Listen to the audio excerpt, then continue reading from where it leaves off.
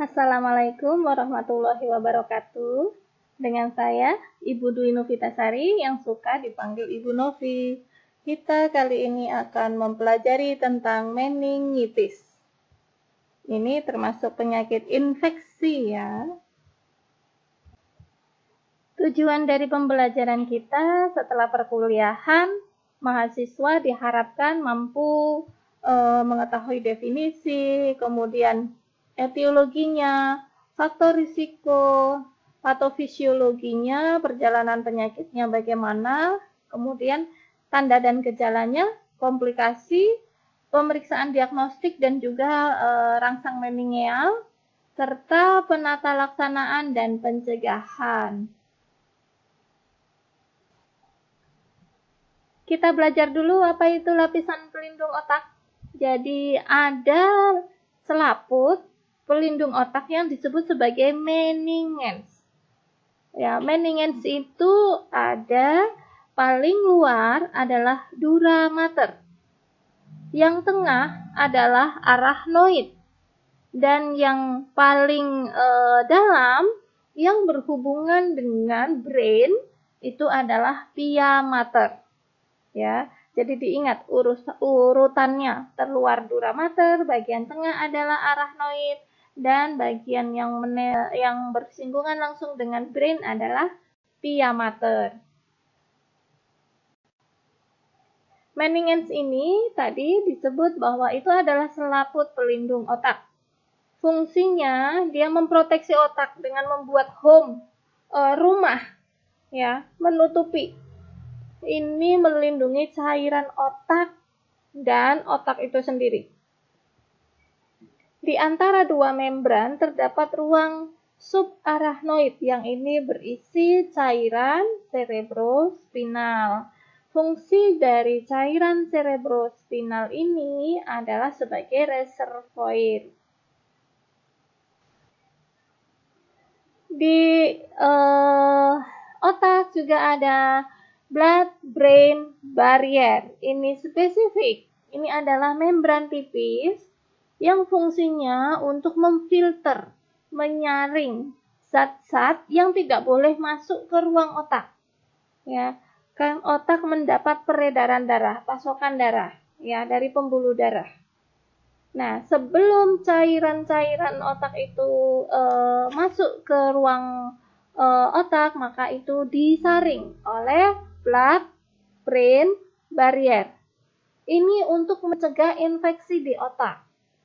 Tetapi terkadang zat yang larut di dalam plasma itu dapat menembus blood-brain barrier, sehingga infeksi dapat masuk ke otak dan juga ke meningensnya. Kita bicara tentang meningitis, berarti infeksi di meningens. Meningens tadi adalah membran yang melindungi otak sampai ke sumsum tulang belakang. Meningitis adalah infeksi yang menular. Ini dapat disebabkan oleh mikroorganisme, virus, bakteri, jamur, terbanyak adalah bakteri. Ya, juga karena cedera fisik, ada fraktur kepala, tengkorak, ya, ada kanker karena imunosupresif, obat-obatan tertentu. Dapat menyebabkan kerusakan kendali gerak, motorik, pikiran, bahkan juga kematian. Untuk epidemiologinya di Amerika, meningitis bakteri ini mempengaruhi sekitar 3 dalam 100 orang setiap tahun. Dan meningitis virus ini mempengaruhi sekitar 10 di antara 100 orang. Di Europe, penyebab terbesar meningitis adalah bakteri Meningitidis grup B dan C, sedangkan grup A lebih sedikit. Ini grup A lebih sering terjadi di Cina dan Indonesia. Sebagian besar, 70% kasus meningitis terjadi pada anak-anak di bawah 5 tahun dan pada orang lansia di atas 60 tahun. Australia ini negara endemis meningitis termasuk. Jadi kalau kita ke Australia, kemarin saya ke Australia, maka sebaiknya lakukan vaksin meningitis. Karena di nasofaring citizen Australia kalau dicek mayoritas ada meningokokusnya, tetapi mereka tidak menimbulkan tanda gejala. Itu yang disebut sebagai karier. Penyebabnya terutama meningitis bakteri disebabkan karena pneumonia, emfisema, kemudian osteomyelitis, endokarditis juga bisa. Aseptic meningitis ini berarti meningitis yang disebabkan oleh non-bakteri. Ya, bisa karena zat kimia, virus, dan agen lainnya. Untuk faktor predisposisinya, ISPA, infeksi saluran nafas bagian atas, kemudian otitis media. Otitis media itu infeksi pada telinga bagian tengah, mastoiditis. Di belakang telinga ada tulang mastoid. Nah, itu kalau kemerahan kemungkinan terjadi mastoiditis. Kemudian ada prosedur bedah saraf, trauma di kepala, ada fraktur, ada injury. Pengaruh imunologis karena penurunan sistem imun. Ini juga menjadi komplikasi dari lumbal punctur, pengambilan cairan lumbar. Juga ada kraniotomi, prosedur operasi di bagian otak. Kemudian ada ventricular shunting. Ventricular shunting ini dilakukan pada anak dengan hidrosefalus. Jadi cairan cerebrovaskulernya dikeluarkan melalui shunting, ventricular shunting, sehingga kepalanya tidak menjadi lebih membesar. Ya. Ini juga menjadi predisposisi terjadinya meningitis. Ada status imunokompromis, contohnya pasien HIV, kanker, juga yang mendapat terapi obat-obatan imunosupresan, serta pasien dengan splenektomi. Penyakit kronik, ya, gagal jantung kongestif, diabetes, penyalahgunaan obat, sirosis hepatis, ini akan menurunkan sistem imun. Untuk jenis meningitis, ada bakterial meningitis, viral meningitis, juga ada meningitis jamur. Di bakterial meningitis juga ada yang lebih spesifik, tuberkulosis meningitis. Untuk meningitis bakterial, ini merupakan penyakit yang serius, dia dengan gejala berbeda dengan viral meningitis, biasanya dia sembuh sendiri. Bakterinya bisa Escherichia coli, E. coli, Streptococcus, kemudian monocytogenesis, ada Haemophilus influenza, Staphylococcus pneumoniae, Neisseria, kemudian Staphylococcus aureus, epidermis, gram negatif, Klebsiella, serta Pseudomonas. Penyebab meningitis terkait dengan golongan umur, kita golongkan pada anak neonatus, anak di bawah 4 tahun, dan anak di atas 4 tahun, serta orang dewasa. Pada neonatus, penyebabnya bisa karena E. coli, Streptococcus, Hemolyticus, Listeria, kemudian anak di bawah 4 tahun, Haemophilus influenza, Meningococcus, dan Pneumococcus. Untuk di atas 4 tahun dan orang dewasa, terbanyak adalah Meningococcus dan Pneumococcus. Bakteri penyebab terbanyak. Ya, kalau disimpulkan bakteri penyebab terbanyak adalah Haemophilus influenza, Streptococcus pneumoniae, dan Neisseria meningitis.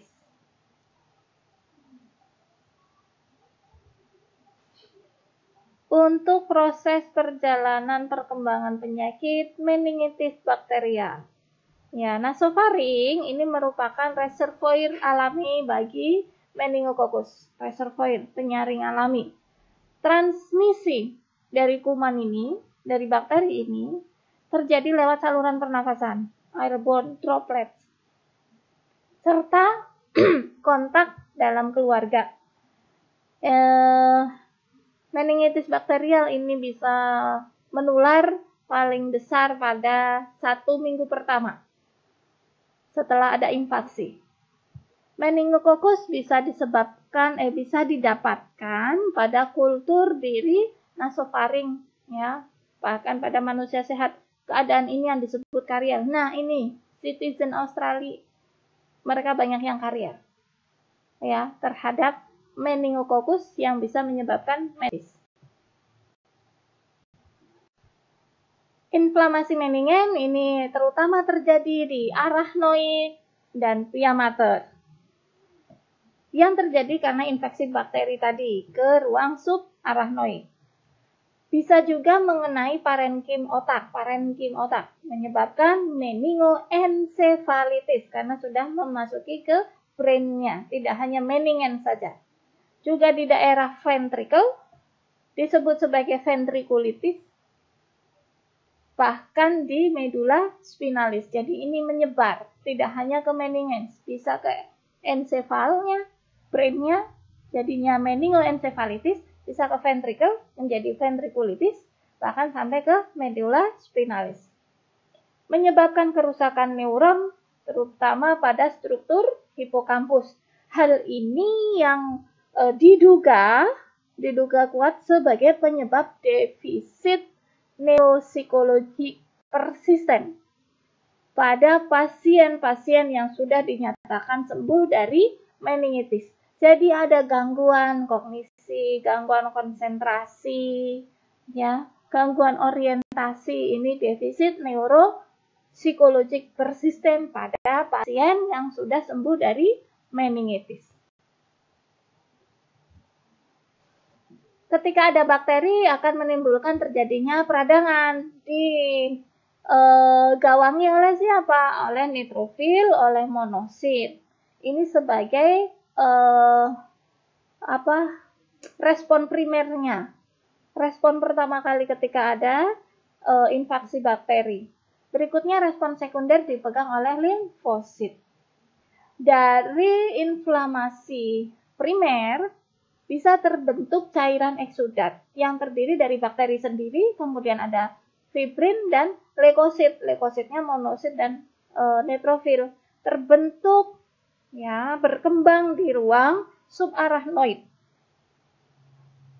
Dari berkumpulnya cairan eksudat ini di otak, maka akan menyebabkan peningkatan tekanan intrakranial, tekanan di dalam kranial, di dalam tengkorak. Tanda dari peningkatan tekanan intrakranial, ada headache, ada nyeri kepala yang hebat, ada nausea, ada mual, ada muntah, proyektil. Bisa koma, disertai bradikardi, hipertensi, kemudian ada fixed pupil, jadi ada diameter pupil yang abnormal, papil edem, ya, serta bisa menyebabkan herniasi otak. Jadi herniasi itu tidak lurusnya garis otak.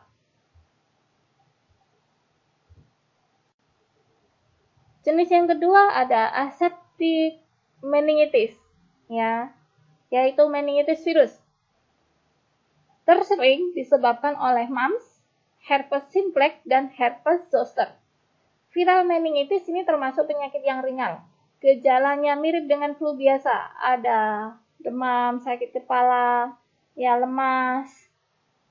Biasanya penderita dapat sembuh sendiri. Tidak fatal seperti bakterial meningitis. Frekuensi viral meningitis biasanya meningkat di musim panas tambah angin, debu. Ya, sehingga hal ini menyebabkan orang lebih terpapar pada agen-agen yang mengantarkan virus tadi, debu, ya. Eksudat yang biasanya terjadi pada meningitis bakterial tidak terjadi pada meningitis virus, sehingga tidak terjadi peningkatan tekanan intrakranial yang signifikan. Bahkan tidak ditemukan organisme pada kultur di cairan otak. Peradangan terjadi pada seluruh korteks cerebri dan lapisan otak. Mekanisme atau respon dari jaringan otak terhadap virus ini bervariasi tergantung pada jenis sel yang terlibat. Apakah itu innate immunity atau yang adaptive immunity. Patogenesis dari perjalanan meningitis intinya baik itu bakterial ya maupun viral, tapi ini di sini utamanya kita bicara yang bakterial karena dia yang menyebabkan tanda gejala yang serius. Yang pertama, dia akan menginvasi ke meningeal. Berikutnya ada mekanisme pertahanan di dalam ruang subarachnoid. Kemudian induksi inflamasi di ruang subarachnoid. Perubahan dari sawar darah otak tadi, blood barrier, ya, blood brain barrier. Kalau bahasa Indonesianya adalah sawar darah otak. Kemudian peningkatan tekanan intrakranial dan perubahan dari cerebral blood flow, aliran darah cerebral ini yang menjadi serius bila sampai terjadi infarction, ya, gangguan perfusi. Kita bicarakan satu persatu. Sama adanya infeksi, adanya agen penyebab, invasi, migrasi ke subarachnoid, ya, respon inflamasi di area subarachnoid, kemudian eksudat menyebabkan peningkatan tekanan TIK sehingga terjadi kerusakan neurologis. Oke, yang pertama, invasi ke meningeal. Virulensi atau ini adalah jumlah konsentrasi bakteri di dalam darah yang tinggi, ini mempengaruhi bagaimana bakteri bisa tembus dari sawar darah otak. Karena virulensi yang tinggi, maka bisa menyebabkan tembusnya bakteri melewati blood-brain barrier. Kemudian bakteri tersebut akan melepaskan lipopolisakarida untuk dapat survive di dalam ruang subarachnoid dan intravaskuler. Jadi dia akan melindungi diri dengan pelindungnya membran lipopolisakarida. Invasi ke dalam ruang subarachnoid ini terjadilah bakteriemia sekunder, dapat terjadi sebagai akibat dari proses supuratif lokal, inflamasi lokal di dalam central nervous system. Kemudian terjadilah mekanisme pertahanan di ruang subarachnoid. Inflamasi meningeal akan mengakibatkan peningkatan konsentrasi sistem komplement. Sistem komplement ini ada di ruang subarachnoid. Dia adalah bagian dari adaptive immunity. Protein-protein kecil, dia termasuk humoral immunity. Adaptive immunity, karena dia bukan bentuknya sel. Dia bentuknya adalah protein. Ada 3 fungsi dari sistem komplement. Yang pertama adalah opsonisasi, dan ini berperan dalam mekanisme pertahanan di ruang subarachnoid, ya, saat terjadi proses meningitis. Fungsi yang kedua ada pembentukan membran T kompleks, tetapi tidak terjadi di sini, ya, serta mengaktifasi sistem yang lainnya. Oke. Kembali, bagaimana cara sistem komplement melakukan opsonisasi? Opsonisasi itu dia sebagai penanda. Sistem komplement ada C3, komplement 3. Ketika dia aktif akan lisis, terbentuklah C3b dan C3a. 1A, 1B. Ya. C3b ini yang akan menandai mikroba yang sudah masuk ke dalam meningeal, ya, ke dalam cairan subarachnoid. Dengan ditandai oleh sistem komplement, maka dia akan dipresentasikan, akan diberikan kepada monosit. Ini gambar monosit dengan komplement reseptor 1. Jadi antara monosit dengan sistem komplement, dia akan kontak melalui reseptor komplement 1. Di situ ada CR1. Setelah kontak itu, maka monosit akan memfagosit mikroba yang berada di cairan subarachnoid. Jadi intinya Sistem komplement itu menandai mikroba agar dikenali oleh monosit. Berikutnya, lipopolisakarida bakteri yang tadi menyebabkan inflamasi melalui perantaranya dengan melepaskan inflammatory mediator. Yang dilepaskan apa saja? Ada interleukin 1, juga ada tumor necrosis factor. Interleukin 1 dan tumor necrosis factor ini adalah protein-protein inflamatori. Bisa dikeluarkan oleh bakteri. Di lain cerita, ini juga bisa dikeluarkan oleh sel-sel imun kita untuk memediasi reaksi imun lagi. Terjadi perubahan dari sawar darah otak. Perubahan dari permeabilitas sawar darah otak atau penyaring tadi, B3, ini merupakan akibat dari vasogenik cerebral edema vasogenik di cerebral, kemudian ada peningkatan volume dari cairan cerebrovaskuler, peningkatan tekanan intrakranial, serta kebocoran protein plasma ke dalam cairan cerebrovaskuler. Ini fungsi dari, kita lihat yang sebelah kiri adalah normalnya blood-brain barrier. Ya, jadi ini ada bagian tengah ini adalah pembuluh darah. Kemudian yang hijau-hijau ini adalah podosit. Dia ujung-ujung neuron. Ya. Harusnya ada penyaringan elektrolit, protein, juga sel, sehingga tidak mudah masuk ke cairan cerebrovaskuler. Ya, di sini ada selective carrier. Di dalam pembuluh darah ini, dinding pembuluh darah, dia rapat harusnya oleh yang namanya tight junction, taut yang erat, dia tidak boleh longgar. Ya. Apa saja yang boleh masuk? Oh, contoh glukosa boleh masuk. Nah, itu namanya selective carrier. Ya, supaya hal-hal yang tidak diinginkan tidak masuk ke dalam cairan cerebrovaskuler. Yang sebelah kanan ini kondisi abnormal. Yang tight junction harusnya tidak bisa dibuka, di sini terbuka. Ya, karena ada apa? Ada defektif astrosit.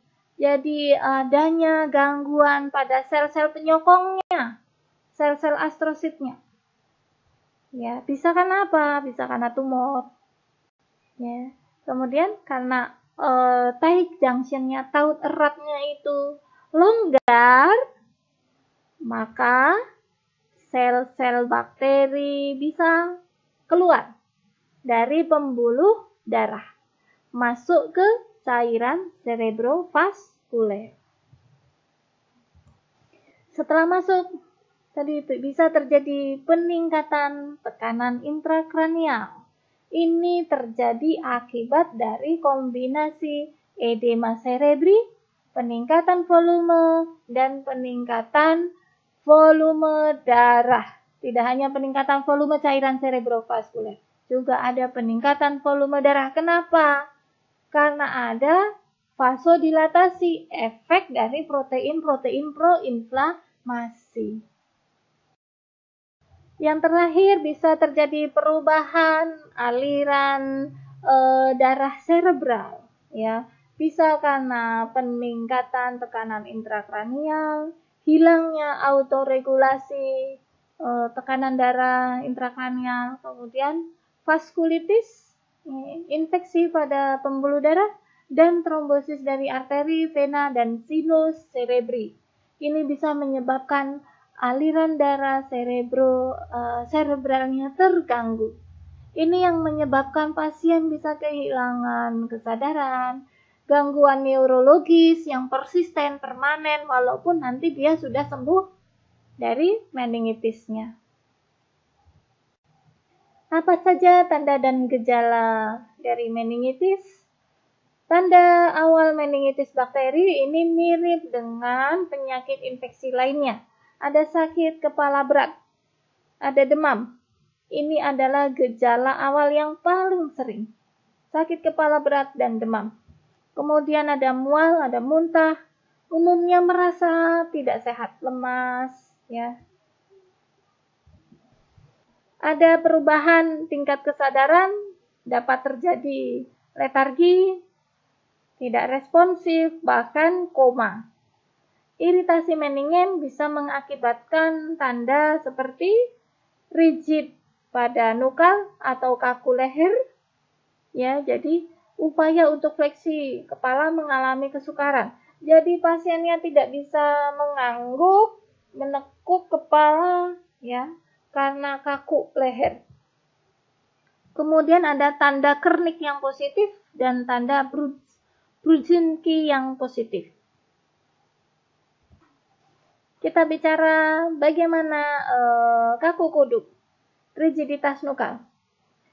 Pasien berbaring terlentang, kita perawat ya bisa bantu pasien untuk tekuk lehernya, fleksikan, fleksi kepala dan ekstensikan, atau perintahan pasien ya secara pasif ataupun secara aktif.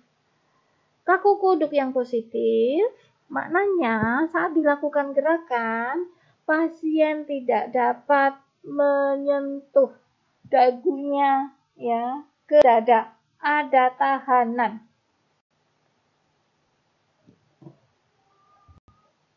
Berikutnya tanda klinik Kernik sign.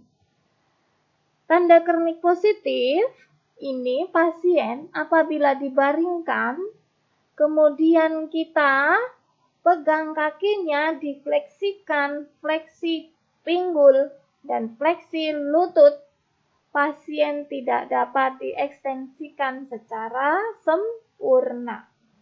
Ya, ekstensikan lututnya tidak bisa dilakukan secara sempurna. Berarti itu tanda Kerniknya positif.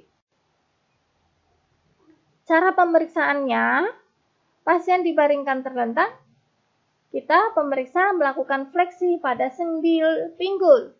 Angkat kaki pasien di tumit dan di bawah lutut. Fleksikan ke arah badan. Ya, fleksi pinggul. Berikut dengan sendi lututnya. Kemudian sendi lututnya diekstensikan, diluruskan. Tanda Kernik positif apabila waktu dilakukan ekstensi pada sendi lutut, dia tidak bisa ekstensi, ya, kurang dari sudut 135 derajat, serta pasiennya timbul nyeri, mengaduh. Ya, jadi ekstensi sendi lutut tidak bisa dilakukan secara maksimal. Ini dengan posisi tetap fleksi pada sendi pinggul. Ya, jadi dilakukan bersamaan.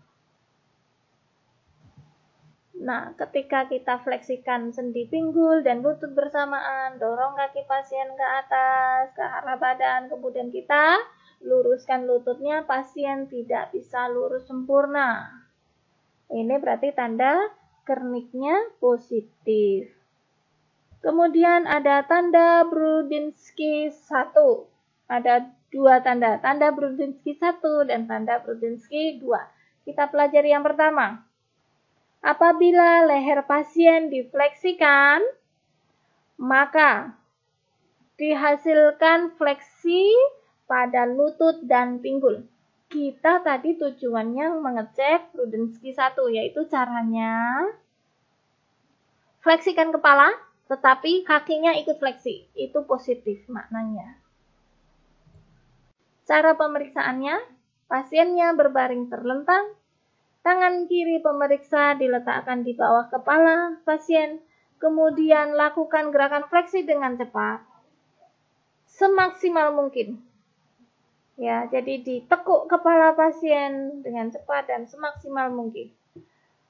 Akan positif apabila saat kita menekuk, memfleksikan kepala pasien, timbul fleksi yang tidak disadari oleh pasiennya pada kedua tungkainya. Ya, lututnya naik semua. Nah, ini caranya. Kita tekuk kepala, fleksikan kepala, ternyata kedua kakinya juga fleksi. Berikutnya kita pelajari tanda Brudzinski 2. Ya, cara pemeriksaannya, pasiennya berbaring telentang. Nah, kita fleksikan sendi pinggul dan sendi lutut. Ini nyaris sama pemeriksaannya dengan tanda Kernik. Tetapi kita tidak mengekstensikan sendi lutut. Kita melihat kaki yang satunya lagi. Satu kaki kita fleksikan. Apakah satu kakinya juga akan fleksi? Ya. Jadi positif apabila misal kita memfleksikan ekstremitas bawah yang kanan. Ya, kita tekuk kaki yang kanan. Sendi pinggul dan sendi lututnya. Ternyata kaki kirinya ikutan. Nah, berarti itu tandanya Brudzinski-nya positif. Nah, ini.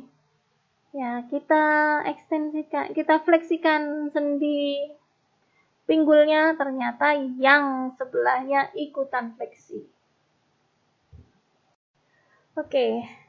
Tanda dan gejala klinik lainnya, pasiennya mengalami fotofobia, yaitu sensitif terhadap cahaya. Pasiennya kalau ada cahaya dia pusing, nyeri, mual. Ya.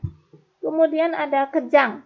Akibat kalau kejang ini karena area vokal kortikal yang peka dengan peningkatan TIK akibat tadi eksudat, purulen, edema cerebral. Tanda-tandanya bradikardi, pernafasan tidak teratur, sakit kepala, muntah, sampai penurunan tingkat kesadaran. Tanda lainnya adanya ruam. Ini merupakan ciri yang mencolok pada meningitis karena meningokokal, karena bakteri meningokokal. Lesi paling sering berupa petechi atau purpura. Masing-masing lesi bisa berukuran antara 1 sampai 15 mm. 1 itu kalau petechi ya. Kalau purpura berarti lebih besar. Hal ini biasanya didahului adanya makula ras, ada kemerahan di kulit. Dapat juga timbul lesi makulopapular. Pada infeksi yang berat dapat berkembang menjadi sebuah lesi ekimosis, lesi yang menghitam. Tanda gejala yang lainnya bahkan bisa menyebabkan septicemia, yaitu demam tinggi yang tiba-tiba muncul, lesi purpura yang menyebar, kegawatannya yaitu syok, dan tanda DIC, yaitu koagulopati intravaskuler di seluruh tubuh. Pasien meningitis dengan DIC dan syok ini tadi sering ditandai dulu dengan skin rash, baik berupa purpura maupun ekimosis. Lesi kulit bisa timbul 5-9 hari setelah onset infeksi. Lingkarannya berupa gelap, bagian tepinya yang lepuh, lecet, bisa sebesar 1-2 cm. Dalam 24 jam akan terbentuk bula. Bula itu seperti kalau kita kena cipratan minyak panas, nah itu bula. Tetapi dia steril. Berkembang menjadi ulcerasi dan akan sembuh dengan cepat. Lesi sering terjadi pada daerah dorsum dari tangan, juga pada kaki serta di daerah deltoid. Dorsal tangan, kaki, serta daerah deltoid. Diingat ya. Meningitis bakterial biasanya didapatkan riwayat ISPA dalam 2 atau 3 hari sebelum onset penyakit. Ini tanda gejala klinik dengan jenisnya, kemudian kadar glukosa, protein, dan sel. Pada meningitis bakteri akut, kadar glukosa rendah, proteinnya tinggi, ditemukan sel polimorfonuklear, ininya banyak. Sel PNM ini contohnya adalah neutrofil, basofilnya itu tinggi. Kemudian kalau virus biasanya kadar glukosanya rendah, proteinnya normal atau tinggi, mononuklearnya, sel mononuklearnya itu contohnya monosit, dia rendah. Ya, yang terkait dengan TBC, glukosa rendah, proteinnya tinggi, kemudian sel PNM maupun mononuklearnya semuanya rendah. Untuk pemeriksaan diagnosis, kita fungsi, ya, fungsi lumbar. Walaupun tadi fungsi lumbar juga sebagai predisposisi kejadian meningitis, ya. Oke, analisis dari cairan cerebrospinal, CSS. Meningitis bakterial adanya tekanan yang meningkat, kemudian cairan keruh atau berkabut, jumlah sel darah putih dan protein meningkat, kadar glukosa meningkat, serta kultur positif pada beberapa jenis bakteri. Untuk meningitis virus, ini tekanannya bervariasi, biasanya jernih, sel darah putihnya meningkat, glukosa dan protein biasanya normal, kulturnya negatif. Makanya dia disebut sebagai aseptic meningitis. Ini adalah perbedaan karakteristik cairan cerebrospinal berdasarkan mikroorganisme penyebabnya. Normalnya, cairannya jernih, tidak berwarna, tekanannya normal. Jumlah sel antara 0 sampai 5 per milimeter kubik. Tidak ada neutrofil. Glukosa 75% dari glukosa darah. Kemudian proteinnya kurang dari 0,4 gram per liter. Itu kadar normal. Kita bandingkan pada bakterial, warnanya saja keruh. Viral, jernih. TB juga jernih. Fungal juga jernih. Untuk tekanannya yang cenderung meningkat, itu adalah bakterial dan TB. TB itu kan termasuk bakterial, ya. Viral dan fungal bisa ditemui normal.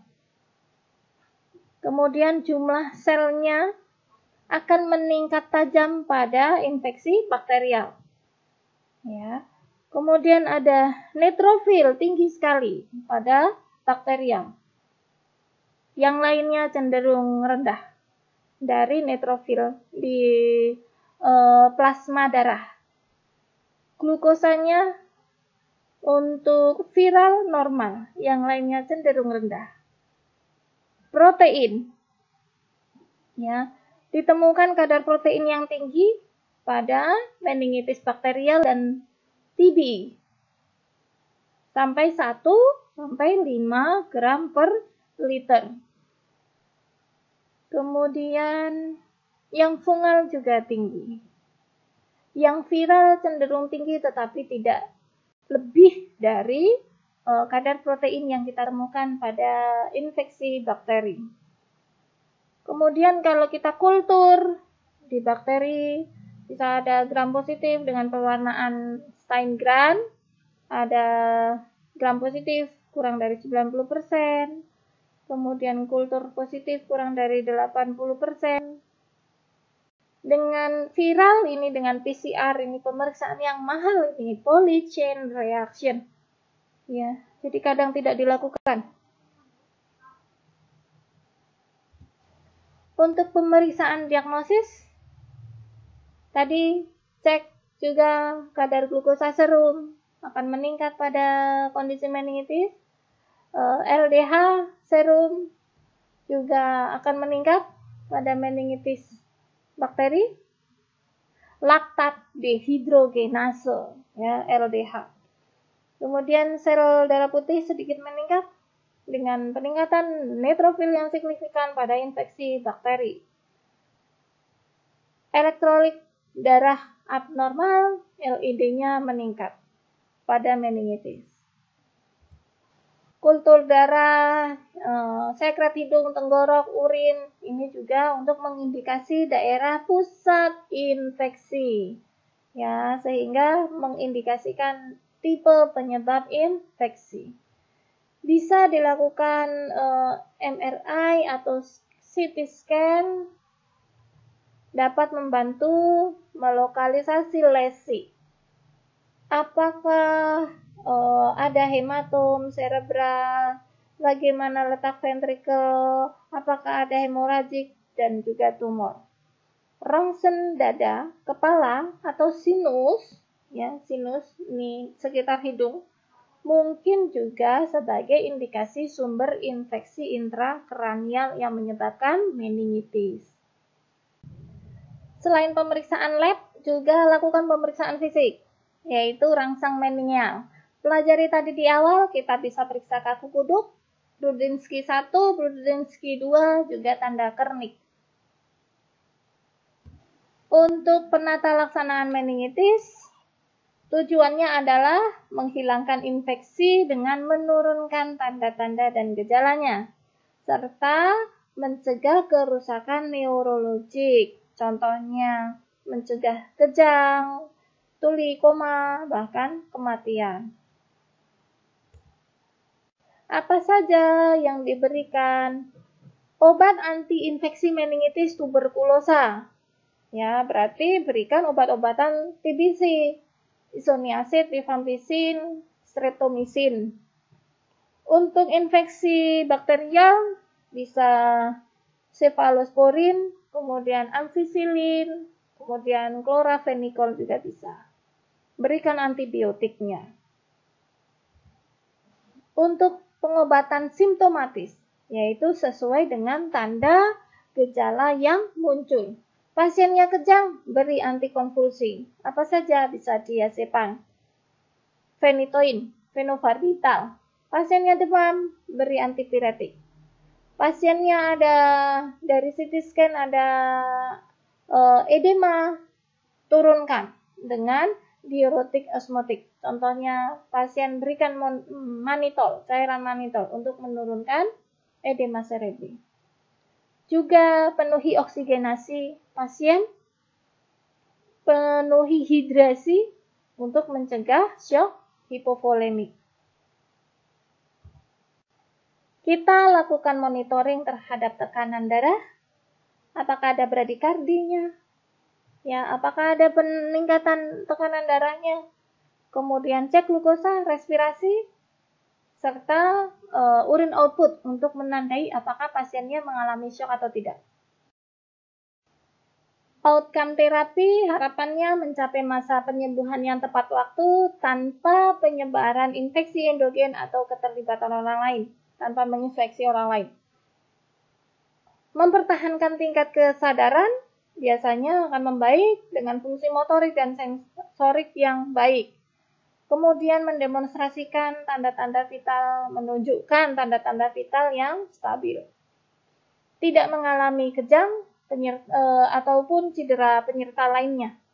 Kemudian nyeri hilang, nyeri kepala hilang, terkontrol, postur tubuh yang rileks, mampu mempertahankan istirahat tidur dengan baik. Pasien tampak rileks dan ansietas yang berkurang.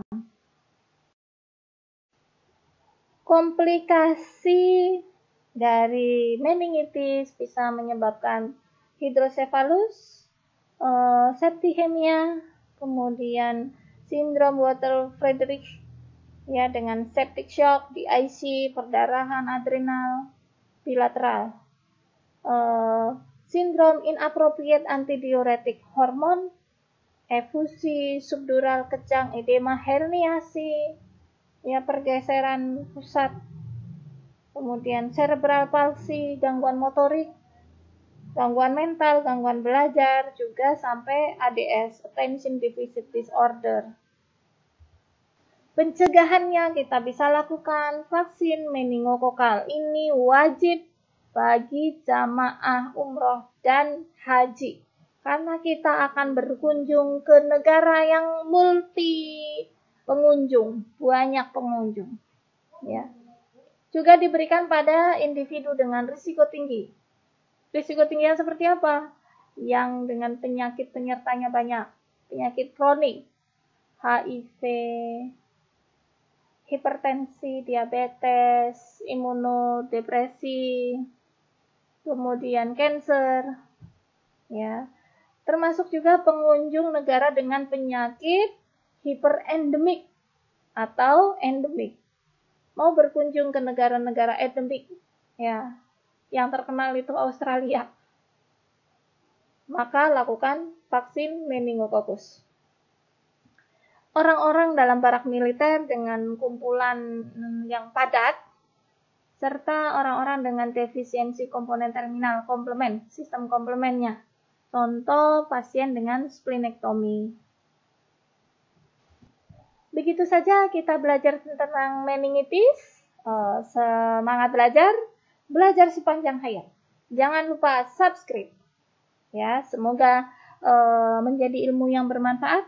Mohon maaf bila ada ilmu yang salah. Kita akhiri. Wassalamualaikum warahmatullahi wabarakatuh.